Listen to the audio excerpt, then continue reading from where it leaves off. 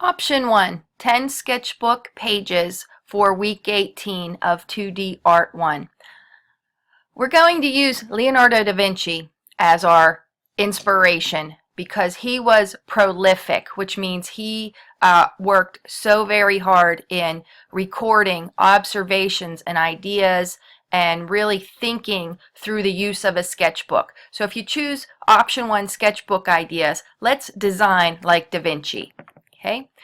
In a sketchbook, well, here's an old-time mariner's quote: "Beyond this place there be dragons." It's an old map maker's quote. If there were places in the world that had not yet been explored, so what could map makers do? They had to write this. Like, it was scary and exciting, okay? It's the same way with a sketchbook. If you use it to work through your ideas, you don't know where you're going to wind up. So the dragon is a metaphor for, the unknown, the exciting unknown. We'll put it that way. Okay. Da Vinci, if you didn't know, he was involved in a lot of different intellectual disciplines. Not only was he an artist, he was an engineer. He designed military equipment. He designed bridges. He was a mathematician, a scientist, an anatomist. Not quite a doctor, but medicine relies upon the sketches that he made 500 years ago. Da Vinci created 3 really very major works, okay? The Last Supper, which you can see in Santa Maria delle Grazie in Milan, okay? A huge fresco mural. That means it was painted directly into the plaster, okay? He was known for this. Of course, the Mona Lisa, okay?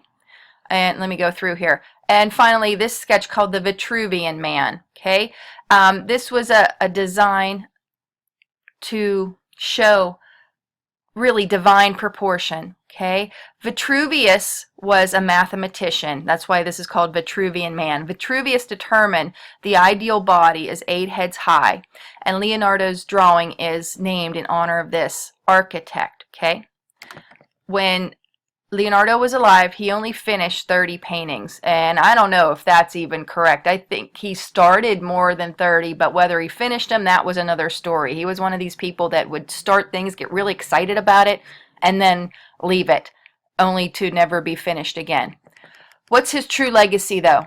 It's his sketchbooks, okay? He left behind 13,000 pages of sketches from his lifetime, okay?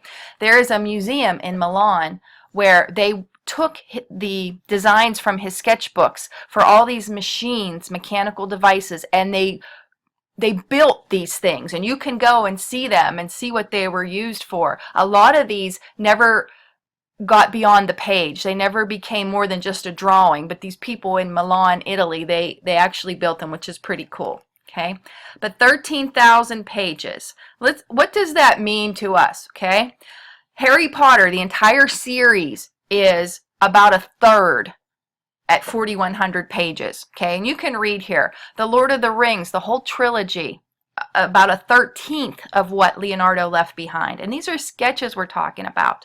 Okay, Brave, it's kind of getting dated, this movie here, but there were only 6,000 storyboards for Brave, a full-length movie. Okay, it was only half. Under each painting Leonardo created would have been a sketch. And it's not like there was only one little sketch per page that he left behind. There were lots of different sketches on each page. So we're talking in the hundreds of thousands of drawings, okay? Leonardo might be the most prolific sketcher ever. Innovation scholars. Did you know there was such a thing? Well, anyway, innovation scholars predict it takes about 3,000 raw ideas for one successful idea. In order for Da Vinci to leave us 3 of his masterpieces, he made 13,000 sketches. So he was a little bit behind the curve there, right? In Vitruvian Man alone, he made 750 anatomy sketches. Okay, so what's the lesson here? That quantity leads to quality. And in Leonardo's case, 13,000 sketches led to 3 universal, iconic art history masterpieces. Okay, for our purposes, we're going to have some guidelines here as you're creating these 10 sketchbook pages, should you choose option 1. First guideline is to finish the page, okay? Other than laying a ground where you put some kind of tone on the paper, okay?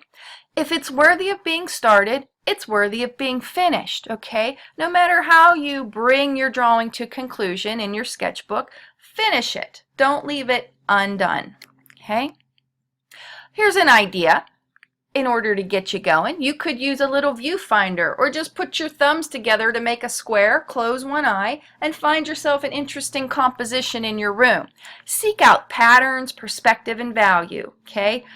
Without judging. We're going to talk a little bit more about judging, but there's an idea. You could use one of these for a sketchbook, just pure observation. You could do 10 observation pages, which would be great.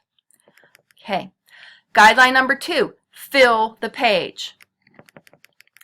Go off the edges when you can, okay? Make every square inch count, and please, please, please don't make tiny little drawings smack dab in the middle of the paper and call it a day. These sketchbook pages should take between 15 and 20 minutes per page, okay? That's a lot of time, I know, but really, once you get drawing, it will go by very quickly. Sketchbook guideline 3, you don't have to use fancy or expensive materials, okay? Look at this. Not that this is a sketchbook page. Can you tell what this is made of and what's going on here? If you saw that this is basically a pile of garbage, but the way that it is composed and the way that the light shines on it creates this silhouette on the wall, okay? How much money do you think it took to make this sculpture? Other than the light bulb and the electricity, probably not much, huh? It was the idea. How about this, a single piece of paper, okay?